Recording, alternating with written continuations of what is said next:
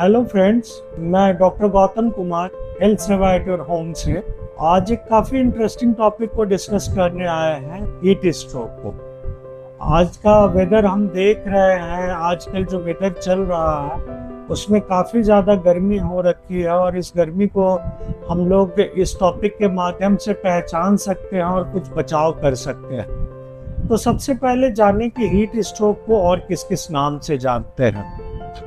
सन stroke भी इसे कहते हैं, थर्मल शॉक भी कहते हैं या हाइपरथर्मिया कहते हैं। अब एक ऐसा मेडिकल कंडीशन है जो कि हमारा माइल्ड से सीवियर तक हो सकता है। माइल्ड से सीवियर कहने का मतलब कि बहुत सारे पेशेंट्स को ऐसे भी होते हैं जब हीट स्ट्रोक हो रहा है तो जस्ट चक्कर आया, वॉमिटिंग आया, ये सारी चीज़ें हुई, पेशेंट अगर ठंडा में गया तो ठीक हो गया।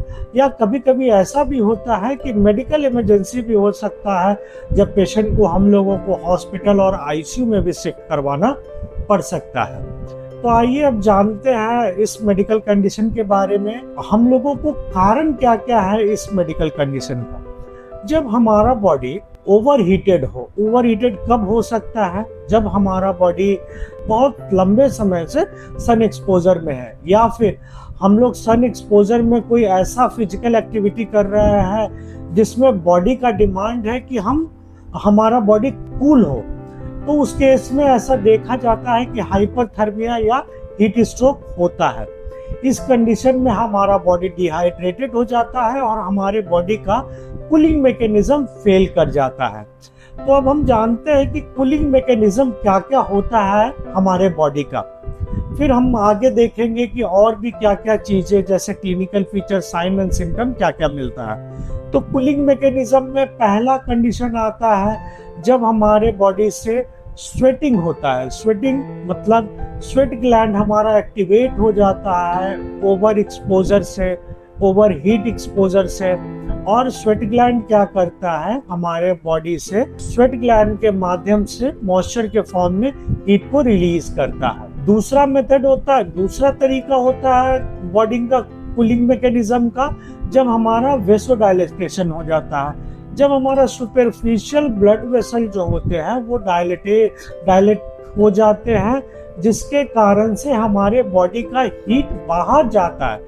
लेकिन जब हमारा बॉडी खुद ही हीट के एक्सपोजर में है तो वो वेसोडाइलेटेशन नहीं हो जाता और ये मैकेनिज्म भी फेल हो जाता है।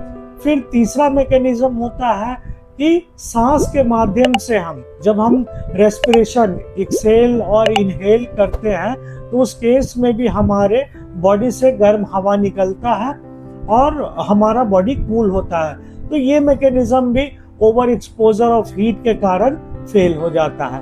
फिर जो एक तरीका है हीट रिलीज करने का बॉडी से, वो है कंडक्शन, कन्वेक्शन एंड रेडिएशन।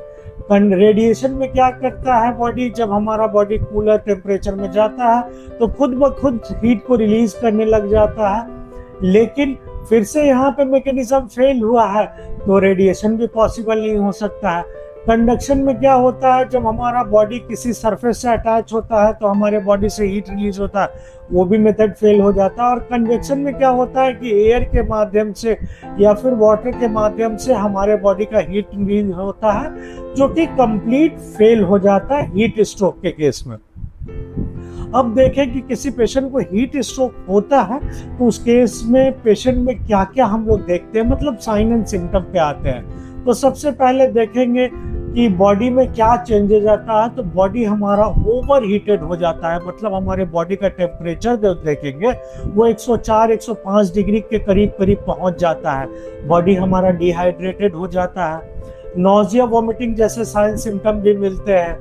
पेट में क्रैम्पी पेन मिलेगा। अगर देखें तो स्किन जो हो सकता है मेरा एकदम ड्राई हो। फिर हमारा सीजर भी आ सकता है। ब्रीदिंग जो हो सकता है मेरा हेवी हो सकता है। पल्स रेट बढ़ा हुआ हो सकता है। पेशेंट जो हो जाएगा कंफ्यूज हो जाएगा।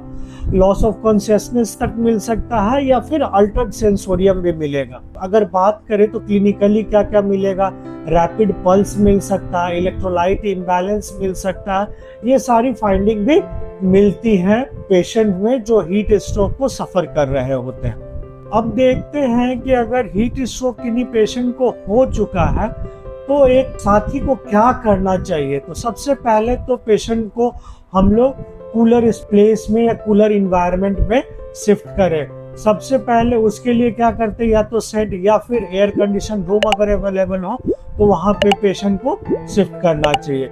उसके बाद क्या करना चाहिए कि बॉडी से कपड़े को उतार देना चाहिए, और कपड़े को उतारने के बाद पेशेंट को पूरे बॉडी को ठंडे पानी से या तो नहलाना चाहिए या फिर उसको कोल्ड कंप्रेशन देना चाहिए। फिर आर्मपिट या ग्रॉइन रीजन में हम लोगों को क्या करना चाहिए कि आइस पैक देना चाहिए ताकि बॉडी से हीट का रिलीज हो।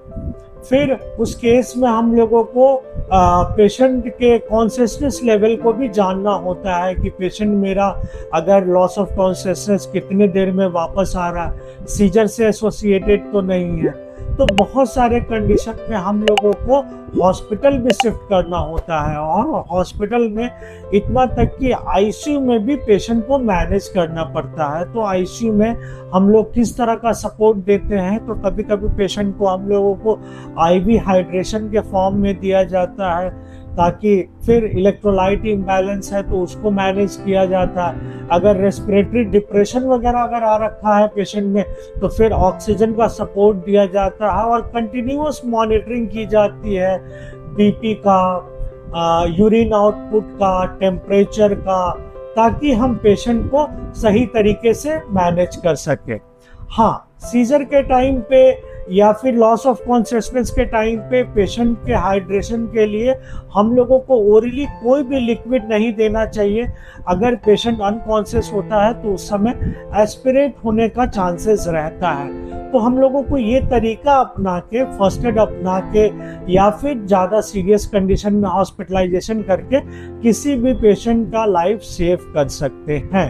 हीट स्ट्रोक से जुड़ा हुआ कोई भी सवाल आपके मन में हो तो इस चैनल के माध्यम से आप हमसे जानकारी ले सकते हैं। थैंक यू दोस्तों।